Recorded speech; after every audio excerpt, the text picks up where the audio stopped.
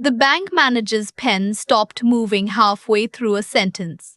She'd been pleasant the whole time, asking about my drive down from Camden, complimenting the rain boots I'd worn because the forecast lied. Then she looked at the second page of the transfer authorization my husband had submitted, and her whole face went still. Not surprised. Still, like a person who hears a noise in the house at 3 in the morning and decides whether to breathe. She set the pen down. She closed the folder. And she said, very quietly, I'm going to ask you to come back to my office for a minute. Just you. I laughed. I actually laughed. Because that's what you do when something doesn't make sense yet. Is there a problem with the account? There is no problem with the account, she said. The account is fine. Come with me, please. Her office had a door that locked, and she locked it. She pulled the blinds on the little interior window that looked out at the lobby. Then she sat across from me, folded her hands, and told me I needed to leave my husband. Not eventually, that week. She told me to find a lawyer before I drove home and not to sign one more thing he put in front of me. Not a card, not a Christmas list, nothing with my name on it. I want to tell you I understood right away. I didn't. I thought she was having some kind of episode. I thought this poor woman, somebody should check on her.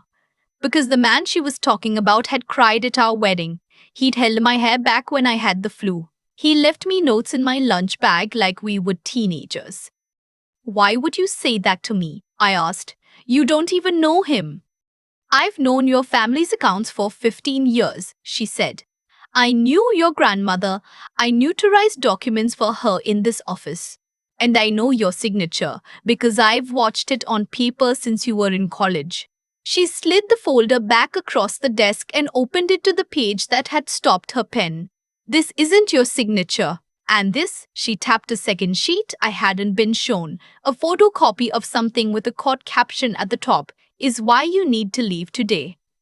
So before any of that makes sense, let me back up because you have to understand who I was before I walked into that bank. You have to understand the shape of the life he built around me so quietly I never heard the walls go up. My name is Maren Holloway. I'm 31. I teach high school art in a small coastal town in Maine, the kind of place tourists call charming in July and forget exists in February. I am, on paper, a wealthy woman, and almost nobody in my daily life knows it. My grandmother left me her estate 6 years ago. The house our family has owned since 1912, sitting on a bluff over the water, plus a trust worth a little over $1.8 million. I drive a Subaru with 140,000 miles on it. I get my coffee at the same Dunkin' every morning, and I know the woman at the window by name. The money was never who I was. It was a thing my grandmother handed me with a warning I didn't take seriously enough.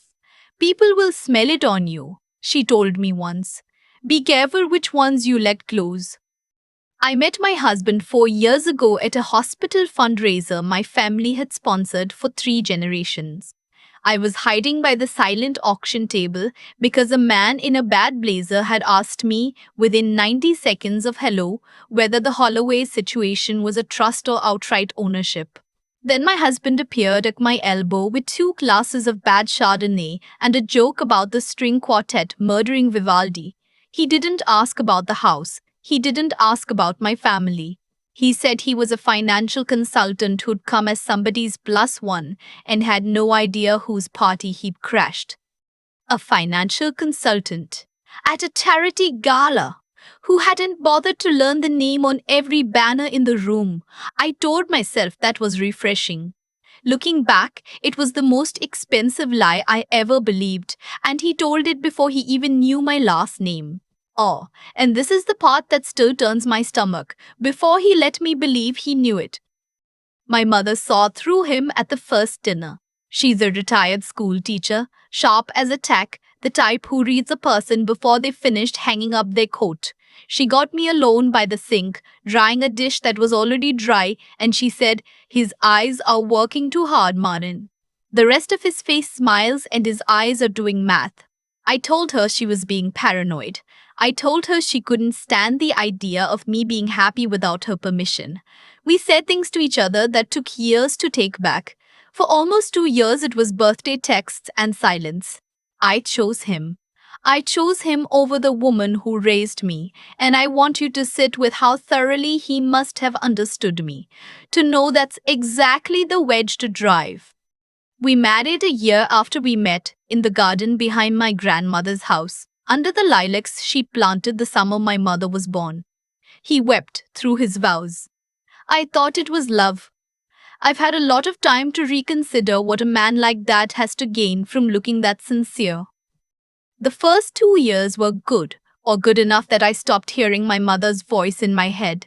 And then, somewhere in the third year, the floor started tilting so slowly I kept blaming my own balance. It started with little things. I'd put my keys in the bowl by the door, and they'd be in my coat pocket. I'd swear I'd told him about a dentist appointment, and he'd look at me with this gentle, worried patience and say, "Honey, you never mentioned it. Are you sure?" I started a grocery list on the fridge and crossed things off, and the next morning the things I'd crossed off were uncrossed, and when I said something he tilted his head and said, "Maybe you only meant to." I began writing myself notes. He began finding them and reading them aloud at dinner, fondly, like I was an eccentric old aunt. Look at my girl, keeping track of herself. If you've never had someone do this to you, it sounds like nothing. It is the opposite of nothing. It is a slow erosion of the one thing you can't function without, which is your trust in your own mind. I started sleeping badly. He bought me a sleep aid over the counter, he said. Just something to take the edge off. I took it every night. I slept like the dead and woke up foggy, and the fog got worse and the fog became a thing he could point to. "You've been so out of it lately, sweetheart. I worry about you." Around then, the money talk began, and it was always wrapped in love. We should add him to the trust, just in case something happened to me. What if I got sick? What if there was an emergency and he couldn't access funds to take care of me? Power of attorney was standard. Every couple had it. It would be irresponsible not to. The house was too big for two people and full of stairs that weren't safe for me anymore. That phrase, "weren't safe for me anymore." Like I was 85 and not 31. "We should sell it," he said. "Move somewhere easier. Invest the proceeds properly." He knew exactly which funds. This is a man who once put diesel in my Subaru by accident and called me from a gas station to ask what to do. That's who wanted to manage $1.8 million of my grandmother's money. I said no, gently, because by then I was so unsure of myself. I apologized for having an opinion, and every time I said no, the temperature in the house dropped a few more degrees. He'd go quiet for days. He'd sleep on the far edge of the bed and say I thrashed too much, that I'd gotten strange in my sleep. He stopped reaching for me. He framed it as concern. It felt like being slowly set down on the curb. If you're still with me, do me a favor. Tell me in the comments where you're listening from and what time it is there. I read them. It helps to know somebody's on the other end of this. Now let me get back to it, because this is where I started hearing the noises I couldn't explain. One night I woke up around 2 and his side of the bed was empty. I went looking and found him in the downstairs office with the door cracked, talking low into his phone. I stood in the hall in my socks and I heard him say, "The evaluation's set. Once the order goes through, the rest is paperwork. By the new year, it's done." Then a pause and a laugh that didn't have any warmth in it, and "She has no idea." Then the floorboard under my foot betrayed me, and he came out fast and put his arms around me and said I was sleepwalking again, that I'd done it twice this week, that I should really see someone. He walked me back to bed like an invalid. I lay there until the windows went grey, and I told myself a story where the thing I'd heard meant something else. I was very good at that.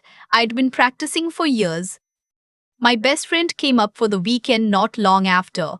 Sloane, who's known me since we were 18 and doesn't have a diplomatic bone in her body. She watched me make excuses for him through an entire lunch, watched my hands shake a little when I poured the coffee, and finally she put her fork down and said, Marin, when's the last time you slept in a room he didn't choose the medicine in? I didn't have an answer. When's the last time you talked to your mom? I didn't have that one either. I'm not leaving here, she said, until you tell me you'll trust yacht over his explanation just once. I promised her I would. I didn't mean it yet. But I think a small, stubborn part of me had already started keeping score. So that's who walked into the bank that morning. A woman who'd been told for the better part. For almost a year, I let a man convince me that my own mind was the enemy. I crossed things off a list and he uncrossed them. I took the pills he handed me and thanked him for the fault they made. The thing I want anyone listening to understand is that he didn't break me with one big lie. He did it with 100 small ones, spaced out so carefully that each one looked like love. That's how these men work. They don't kick the door down. They get you to hand them the key, one polite request at a time, until the day you sign your own freedom away and call it being taken care of. What saved me wasn't luck, and I want to be honest about that, because luck lets you off the hook. Beatrice didn't have to set down her pen and lock that office door. She chose to, because she'd decided years ago that knowing something was wrong and staying quiet was its own kind of crime. That's a thing you build in yourself long before the moment you need it. The refusal to look away from what's in front of you. She had it. My mother had it. And somewhere under all that fog, so did I. But seeing the truth was only the first part, and it would have meant nothing if I'd stopped there. I had to think. I had to drive to Portland and pay for a hair test and find Imogen and let Frances do her slow, careful work instead of storming home and screaming at him like every cell in my body wanted to. The cold, clear thing that settled in me in that bank wasn't rage. It was a decision to be smarter than the man who'd spent years studying me. He counted on my panic. I gave him patience he never saw coming. And then there was the part nobody can buy for you. The mornings I drove to my Dunkin' and went back into that house and made his coffee and held the line one more day. Anyone can be brave for an afternoon, staying steady for months. While you sleep beside the person trying to erase you, takes something quieter and harder than courage. It's the muscle you only find out you have when something tries to take everything. He's in prison now. I have my grandmother's house, my Sundays with my mother, my own clear head back. People ask if I forgive him. And the truth is, I don't think about him much at all anymore. Because the lesson was never about him. It was about me. A good heart that won't look away. A steady mind that thinks before it strikes. And that stubborn thing in the chest that refuses to shatter no matter how gently someone tells you that you're cracked. Build those three things in yourself quietly before you ever need them. Because the people who come for you with the too careful smile are counting on you having none of them. Prove them wrong.